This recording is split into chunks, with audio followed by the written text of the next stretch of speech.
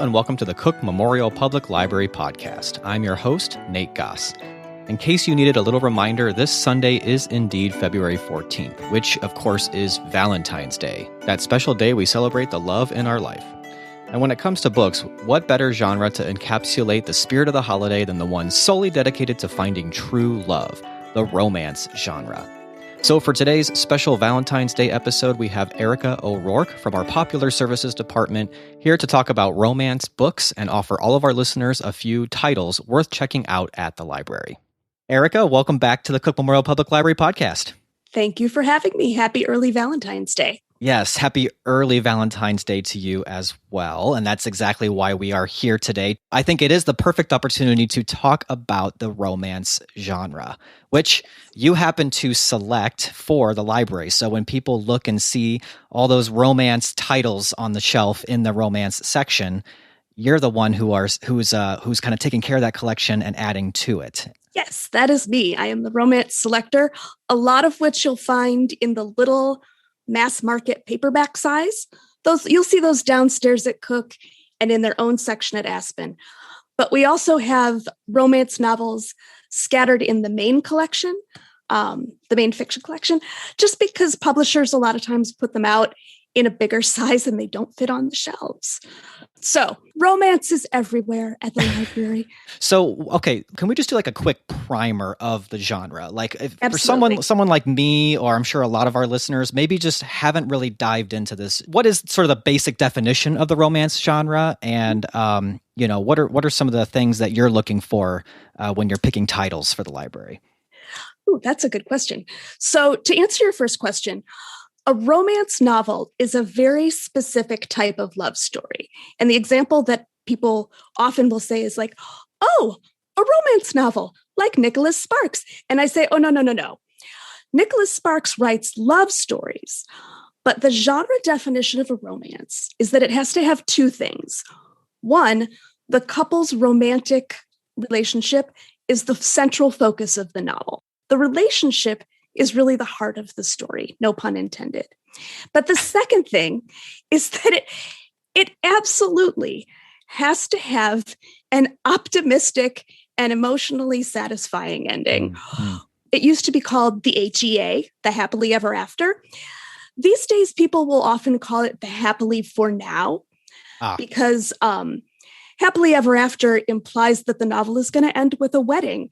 And not all relationships need to have a wedding to be happy. So as long as the story ends up in a good place, gotcha, then it's a romance. Whereas a love story can end tragically. I was just going to say that. Yeah. So no tragedies here. Yeah. No, you can have tragedies like midway through the novel, and then together the couple is going to overcome.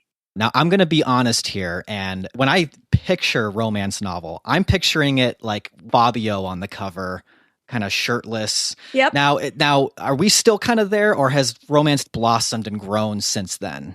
I would say it has evolved significantly. And I say that with no disrespect intended. And I don't mean that either. To our forebearers. Right. I think a lot of those novels were really groundbreaking at the time. Kathleen Woodiwice kind of wrote this seminal romance novel, The Flame and the Flower. That one's been around decades and decades. And you see, what's something that's really interesting about the romance industry is that there are authors that have been publishing for a very long time.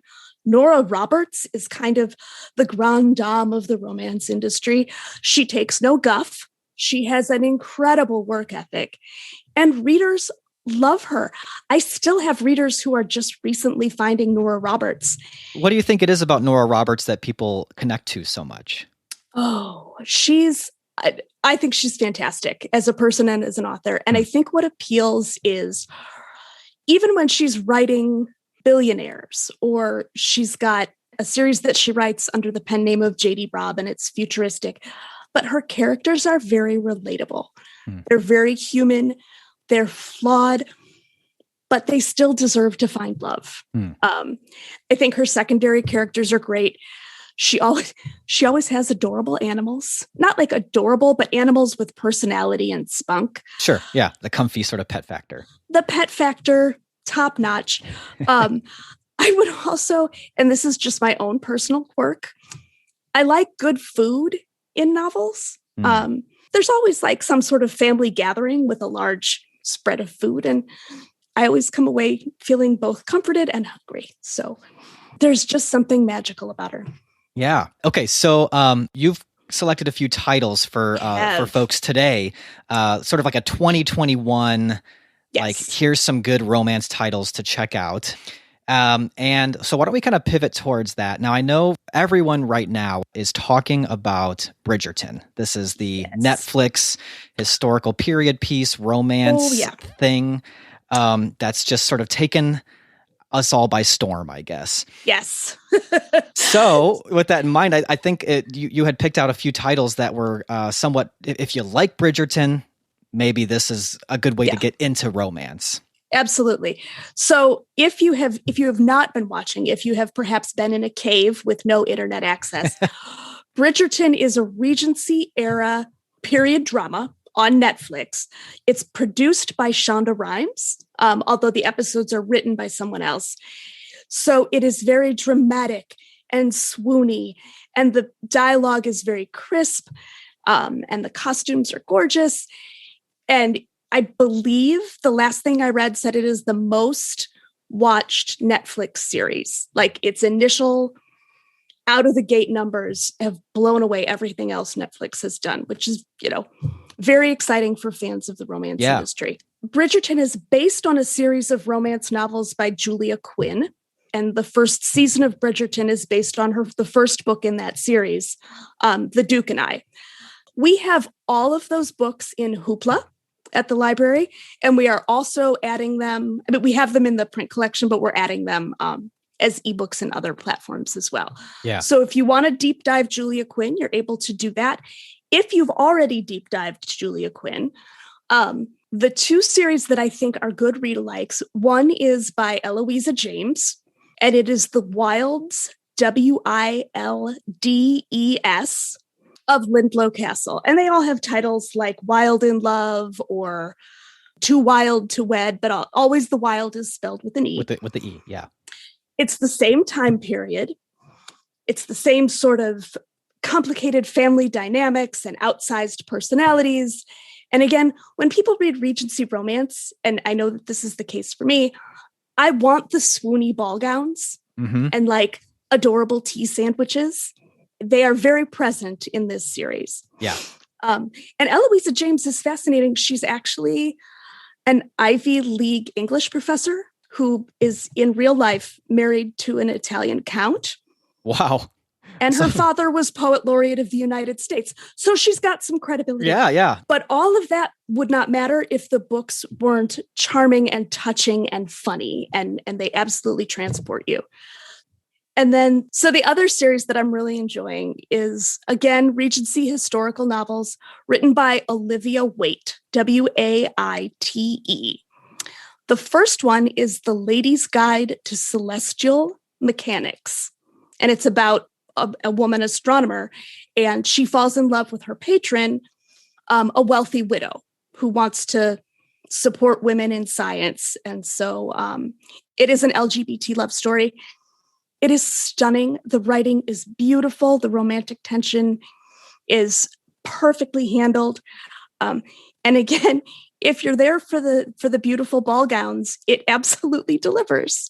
So I highly recommend that one. And then there's a connected book called The Care and Feeding of Waspish Widows, where one of the heroines is a beekeeper.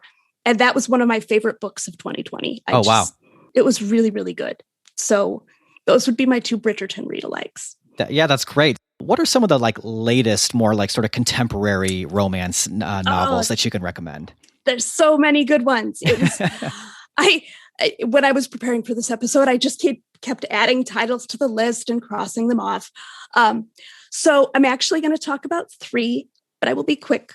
Okay. The contemporary series that I have really been loving this year and last year as well is by Talia Hibbert, a Black British woman. It's about the three Brown sisters.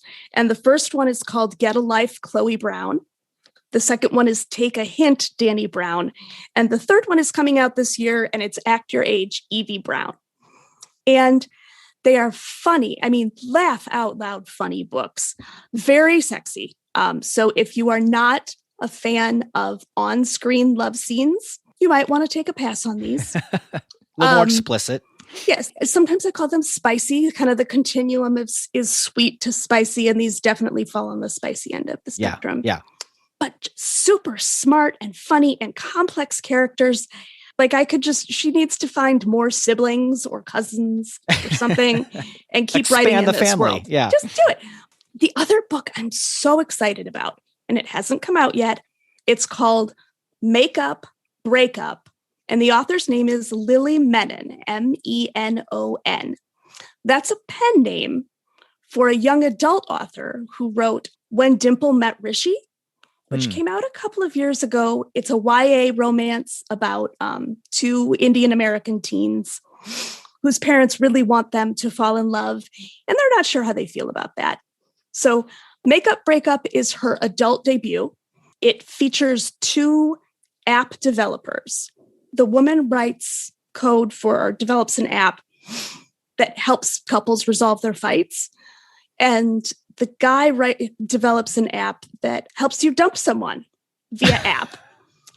So, yeah. This sounds like the makings of a screwball comedy here. Absolutely. What could possibly go wrong? Right. And yet they meet, and obviously they can't stand each other, and yet somehow they make it work. And that they call that trope, and it's a very popular one in romance, is the enemies to lovers trope. Yeah. It kind of like, it makes me think of like You've Got Mail, Yeah. That sort of idea. Exactly. So, and then the third one, and I picked this one just for you, Nate. Here's the thing. I'm never going to make somebody read a romance, because the whole goal of reading romance is that you're happy at the end. And I don't feel like people should be like pushed into reading something, because that's not going to make them happy. That being said, you think you got me here. Okay, let's see. I think I picked this out just for you. All right. Came out this week. Rachel Lynn Solomon's The X List. It is about two public radio hosts who do not get along, but they develop a podcast. Okay, check. There we go. Public radio podcast. So they develop a podcast, and the hook of the podcast is that they are exes hosting this. So they're telling people that they had previously dated, and now they're exes. And it's, that competition and bad blood is going to make the show super juicy. Yeah. But does it? Will these crazy kids work it out? I think they will, or it wouldn't be a romance. But really, I have not read it. I don't know what the heat level is, so I can't speak to that.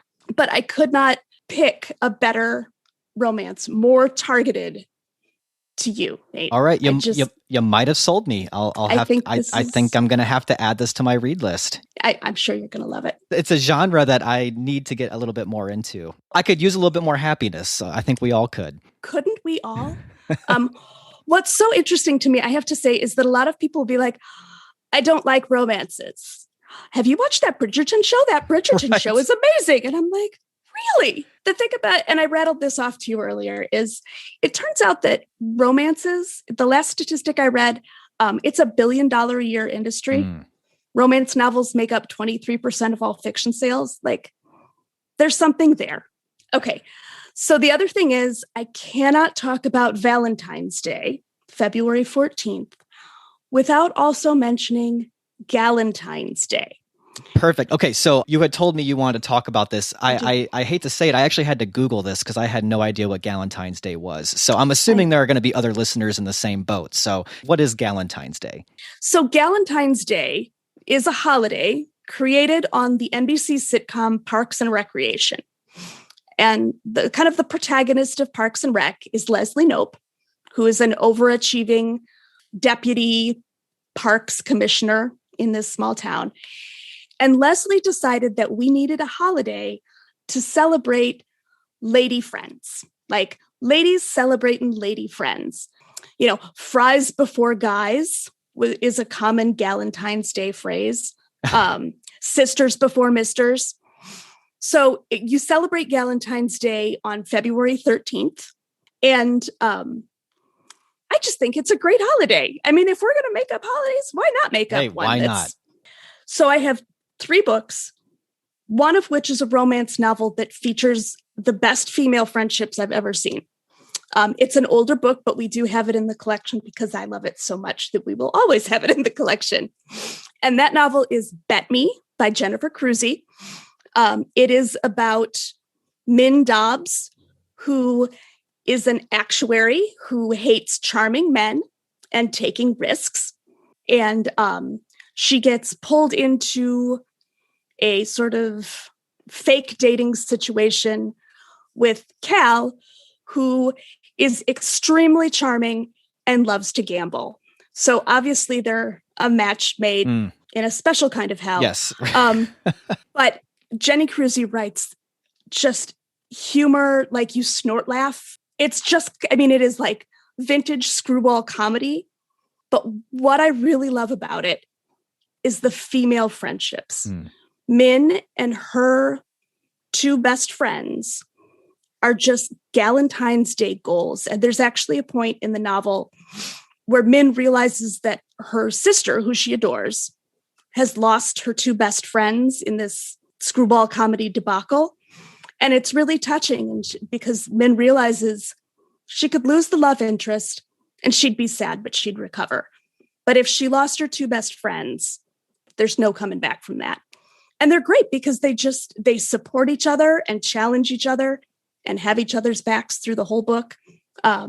So if you want a Galentine's Day romance, Bet Me by Jennifer Cruzy is absolutely the way to go. Yeah.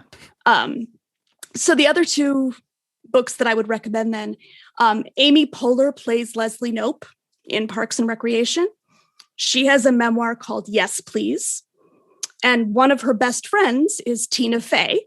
They did Weekend Update together when they were on Saturday Night Live. Yes, they did Weekend Update. They host the awards shows. So they are kind of Galentine's Day goals as well. And so I would say if you really just want to ladies celebrating ladies, Yes, Please by Amy Poehler is her memoir. And then Bossy Pants by Tina Fey is her memoir.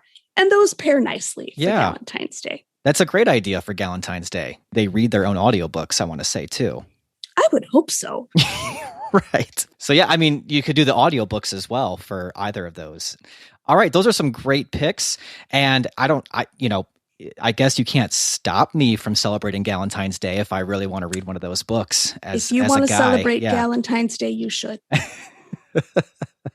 All right, Erica. Well, thank you so much for giving us some great books to read in the romance genre and for kind of giving us a good explanation of the genre itself. I know I learned a lot, and now I have a bunch of titles to look into. You're very welcome. Thank you so much for having me.